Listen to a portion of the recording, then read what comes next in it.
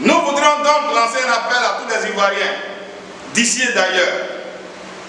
Nous voudrions dire à l'État de Côte d'Ivoire, à toutes les chancelleries, à tous les partis politiques, à toutes les organisations de la société civile et à toute personne éprise de paix et de justice, qu'à la fin de ce mois, le 8 octobre 2022, nous appelons à des rassemblements partout sur le territoire national et à la diaspora. Concernant la Côte d'Ivoire, nous allons organiser une procession devant la résidence du nonce apostolique pour lui remettre un mémo.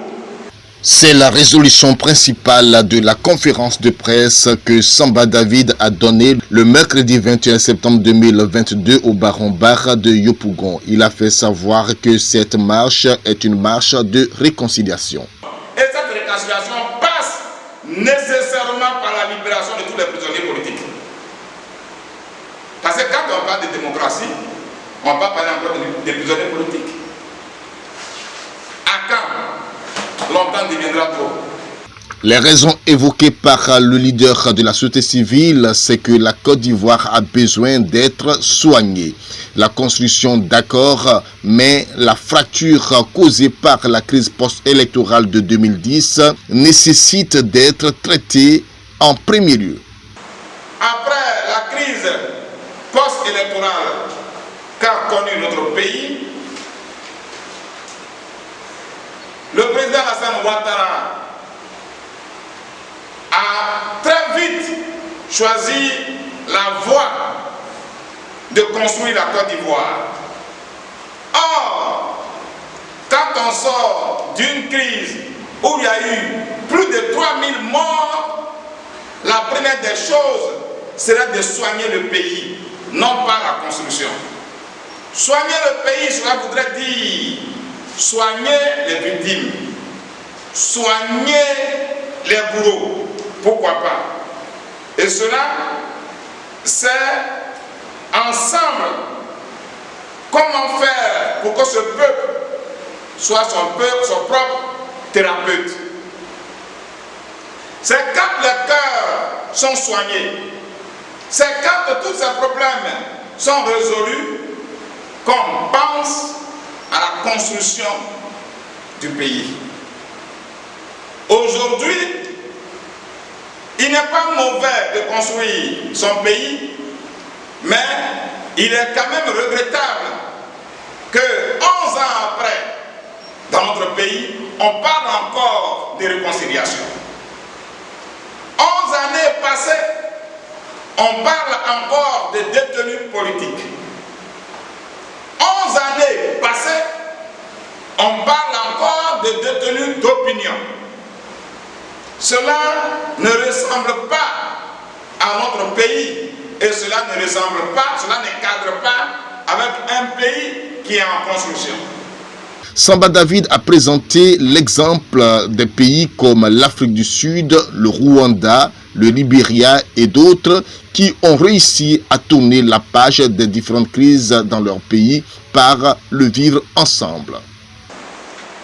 Ce qu'a connu la Côte d'Ivoire est certes a été meurtrière, mais pas à la même proportion à l'échelle de ces pays que nous avons connus là. Mais ces pays-là ont tourné la page de cet épisode macabre qui a emporté malheureusement des fils de ce pays. Ces pays-là ont connu des périodes, des années de crise. Aujourd'hui, adversaires d'hier mangent ensemble, boivent ensemble, et ensemble, ils ont cultivé ce qu'on appelle le vivons ensemble, qui est le slogan des campagnes du RHDP. Le vivons ensemble, c'est oublier le passé pour construire l'avenir. Aujourd'hui, nous avons encore, malgré le vivons ensemble, des dizaines de détenus politiques après 12 ans de crise. Cela est maintenant inacceptable. Pour le fondateur de la coalition des indignés de Côte d'Ivoire, le pays n'est pas encore en paix comme veut le faire croire Alassane Ouattara au pouvoir lors de son audience avec le Saint-Père. Lors de son audience avec le pape, il a parlé d'un pays, d'une Côte d'Ivoire de paix. Mais est-ce que nous vivons en paix dans cette Côte d'Ivoire de paix? Je ne crois pas. Sinon, les plus chéris ne seraient pas en prison pour avoir effectué un simple voyage.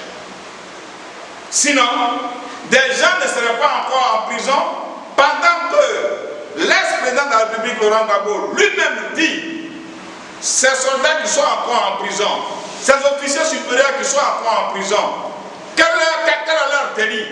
Du moment où c'est moi qui étais le président de la République et ils étaient censés agir sous mes ordres de suivre la liberté, ils font quoi en prison?